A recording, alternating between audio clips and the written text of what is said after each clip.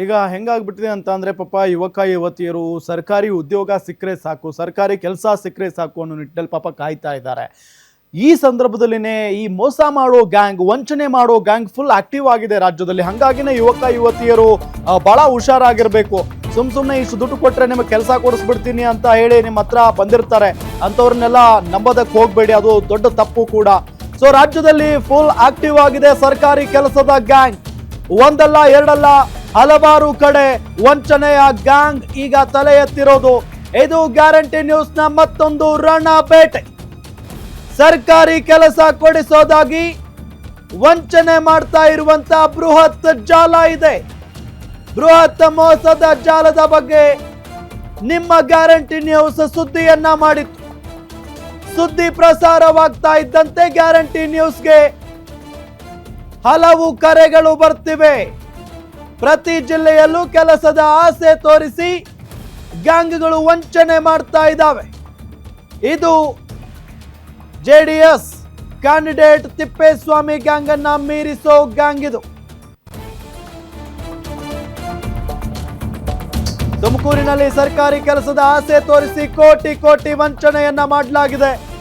Real estate ಉದ್ಯಮಿ ಸೋದರನಿಂದ ಕೋಟಿ ಕೋಟಿ ವಂಚನೆಯನ್ನ ಮಾಡಲಾಗಿದೆ. ಸರ್ಕಾರಿ ಕೆಲಸ ಕೊಡಿಸೋದಾಗಿ ನಿರಂಜನ್ ಮಹಾ ಮೋಸ ಮಾಡಿದ್ದಾನೆ. ದಾವಣಗೆರೆ, ಚಿತ್ರದುರ್ಗ, ಯಾದಗಿರಿ ಜಿಲ್ಲೆಗಳಲ್ಲಿ ಉದ್ಯೋಗಾಕಾಂಕ್ಷಿಗಳಿಗೆ ವಂಚನೆಯನ್ನ ಮಾಡಲಾಗಿದೆ. ಕೋರ್ಟ್ಗಳಲ್ಲಿ ಎಸ್ಡಿಎ ಕೋರ್ಟ್ ಕೆಲಸ ಕೊಡಿಸೋದಾಗಿ ವಂಚನೆಯನ್ನ ಮಾಡಿರೋದು. ವಂಚನೆಯಿಂದ ಸಾವಿಗೆ ಶರಣಾಗಿರೋ ವಂಚನೆಗೊಳಗಾದ ವ್ಯಕ್ತಿ ಉಮಾಶಂಕರ್. ನನಗೆ ಮೋಸ ಮಾಡಬೇಡಿ ನೋಡಿ, ಉಮಾಶಂಕರ್ ಅನ್ನೋರು ಪಾಪ ಈಗ ವಂಚನೆಗೊಳಗಾಗಿ ಅವರು ಸಾವಿಗೆ ಶರಣಾಗಿದ್ದಾರೆ. ನನಗೆ ಮೋಸ ಮಾಡಬೇಡಿ, ಕೊಟ್ಟಿರೋ ಹಣ ವಾಪಸ್ ಕೊಡಿ ಅಂತ ಪಾಪ ಆ ವ್ಯಕ್ತಿ ಅಂಗಲಾಚಿದ್ರಂತೆ.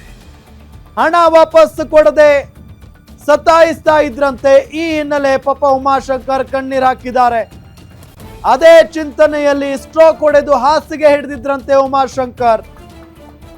ನನ್ನ ಸಾವಿಗೆ ನಿರಂಜನ್ ಕಾರಣ ಅಂತ ವಿಡಿಯೋ ಮಾಡಿ ಉಮಾಶಂಕರ್ ಸಾವನ್ನಪ್ಪಿದ್ದಾರೆ. ಒಂದು ಕಡೆ ಸರ್ಕಾರಿ ಅಂದ್ರೆ ಕೆಲಸದ ಆಸೆ, ಇನ್ನೊಂದು ಕಡೆ ಸರ್ಕಾರ ಕಾಲ್ಫಾರ್ಮ್ ಮಾಡ್ತಾ ಇಲ್ಲ ಅನ್ನೋ ಒಂದು ನೋವು. ಇದೆಲ್ಲದರ ನಡುವೆ ಹಿಂಗಾದ್ರೂ ಮಾಡಿ ನಮಗೆ ಸರ್ಕಾರಿ ಕೆಲಸ ಗಿಟ್ಟಿಸ್ಕೊಳ್ಬೇಕು ಅನ್ನೋ ಒಂದು ಆಸೆಯಲ್ಲಿ ಇರ್ತಾರೆ. ಆಗ ಈ ವಂಚಕರು ಅಂಥವ್ರನ್ನ ಹಿಡ್ಕೊಂಡ್ಬಿಡ್ತಾರೆ. ಇಷ್ಟು ಕೊಟ್ರೆ, ಇಷ್ಟು ಲಕ್ಷ ಕೊಟ್ರೆ ನಾನು ನಿಮಗೆ ಸರ್ಕಾರಿ ಕೆಲಸ ಕೊಡಿಸ್ತೀನಿ. ಈ ಉಮಾಶಂಕರ್ ಕಥೆನೂ ಇದೆ. ಈಗ ಕೋರ್ಟ್ನಲ್ಲಿ ನಿಮಗೆ ಕೆಲಸ ಕೊಡಿಸ್ತೀನಿ ಅಂತ ಹೇಳಿ ನಿರಂಜನ್ ಅನ್ನೋ ವ್ಯಕ್ತಿ ಅವ್ರ ಹತ್ರ ಲಕ್ಷಾಂತರ ರೂಪಾಯಿ ಇಸ್ಕೊಂಡಿದ್ದಾನೆ. ಅದಾದ ನಂತರ ಎಷ್ಟೇ ಕೇಳ್ಕೊಂಡ್ರು ಕೂಡ ಅಂದ್ರೆ ವಾಪಸ್ ದುಡ್ಡು ಕೊಡಿ ನನಗೆ ಅನ್ನೋ ನಿಟ್ಟಲ್ಲಿ ಕೇಳ್ಕೊಂಡ್ರು ಕೂಡ ಆತ ಕೊಟ್ಟಿಲ್ಲ. ಗೊತ್ತಾಗ್ಬಿಟ್ಟಿದೆ ಉಮಾಶಂಕರ್ಗೆ, ಈತ ನನಗೆ ನೌಕರಿ ಕೊಡಿಸಲ್ಲ, ಸುಳ್ಳು ಹೇಳಿದ್ದಾನೆ, ನನಗೆ ಮೋಸ ಹೋಗಿದ್ದೀನಿ ನಾನು ಅಂತ ಹೇಳಿ ಗೊತ್ತಾಗಿದೆ ಆತನಿಗೆ.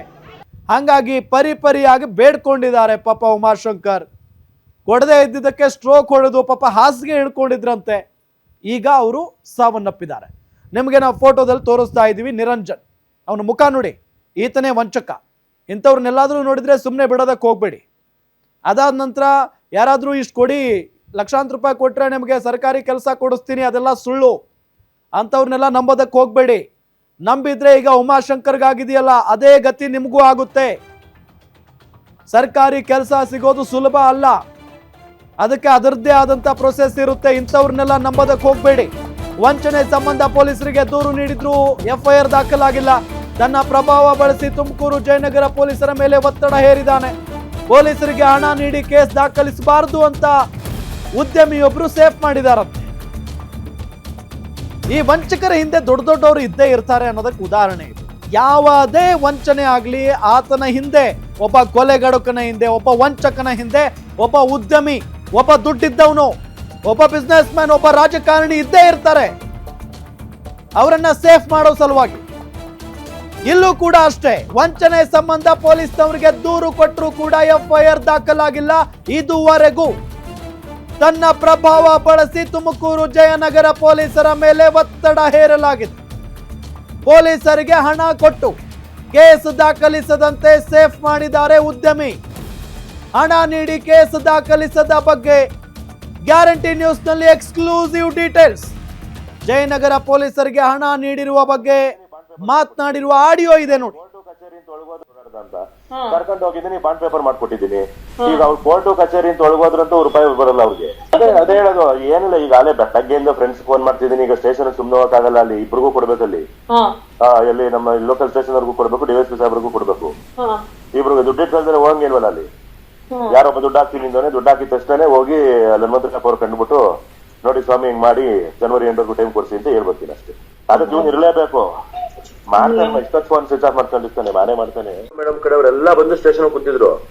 ಹನುಮಂತನ ಕಾಲಿಗೆ ಬಿದ್ದು ಟೈಮ್ ತೆಗೆದುಕೊಂಡು ನಮ್ಮ ಆಮೇಲೆ ನೋಡಿ, ಇವತ್ತಾಗಿದ್ದ ಒಂದೇ ಒಂದು ದೊಡ್ಡ ಸಂತೋಷ ಸಂಗತಿ ಏನು ಅಂದ್ರೆ, ಚಿದಣ್ಣ ಪೊಲೀಸ್ ಸ್ಟೇಷನ್ ಅಲ್ಲಿ ಮಾತಾಡಿದ್ದು ಬರ್ಲಿದೆ. ಅವ್ರು ಬರ್ತಾರಾ ಫೋನಲ್ಲಿ ಹೇಳಿದ್ರು, ಸರ್ಕಾರಿ ಇನ್ಸ್ಪೆಕ್ಟರ್ ಫೋನ್ ಮಾಡಿದ್ರು, ಹನುಮಂತ ಮಾತಾಡಿದ್ರು, ಎಲ್ಲ ವ್ಯವಸ್ಥೆ ಮಾಡ್ತಾ ಇದ್ದೀನಿ, 21ರಿಂದ 5ನೇ ತಾರೀಕು ಒಳಗಡೆ ಎಲ್ಲ ಮುಗಿದಿದೆ, ಒನ್ ಟೈಮ್ ಸೆಟಲ್ಮೆಂಟ್ ನಡ್ರಿ ಅಂತ ಎಲ್ಲ ಕೇಳಿಸಿದ್ರು. ಭವ್ಯ ಇದ್ದವಳೆ, ಈ ಉಳಿದವ್ರ ಫುಟ್ಬಾಲ್ ಅಂತ ಒಬ್ಬ ಅವನೇ ಹುಡುಗರ, ಅವ್ನಿನ್ನ ಕುಂತವ್ರೆ. ಈಗೂ 10 ನಿಮಿಷದ ಮುಂಚೆ ಹೋಗ್ಬಿಟ್ಟು 15,000 ರೂಪಾಯಿ ಕೊಟ್ಟು ಕಾಲಿಗೆ ಬಿದ್ದು ಬಂದಿದ್ದೀನಿ, ಬೂಟ್ಸ್ ಕಾಲಿಗೆ ಬಿದ್ದು ಬಂದಿದ್ದೀನಿ. ಅಲ್ಲ ಇದ್ರ ಮಧ್ಯೆ ಅಲ್ಲ ಎಲ್ರು ಇದೇ ವಿಚಾರಕ್ಕೆ ಸಂಬಂಧಪಟ್ಟಂತೆ ಡೀಟೇಲ್ಸ್ ಕೊಡ್ತಾರೆ ನಮ್ಮ crime bureau head SK Manjunath ನೇರ ಸಂಪರ್ಕದಲ್ಲಿ ಜಾಯ್ನ್ ಆಗಿದ್ದಾರೆ. ಮಂಜುನಾಥ್, ಹೇಗೆಲ್ಲ ಮೋಸ ಮಾಡ್ತಾ ಇದ್ದಾರೆ, ಹೇಗೆಲ್ಲ ಮೋಸ ಹೋಗ್ತಿದ್ದಾರೆ, ಜೊತೆಗೆ ಈ ವ್ಯಕ್ತಿ ವಿರುದ್ಧ ಕಂಪ್ಲೇಂಟ್ ಕೊಟ್ಟರು ಕೂಡ FIR ದಾಖಲಾಗಿಲ್ವಂತೆ, ಏನ್ ನಡೀತಾ ಇದೆ ಇಲ್ಲಿ ಅಂತ?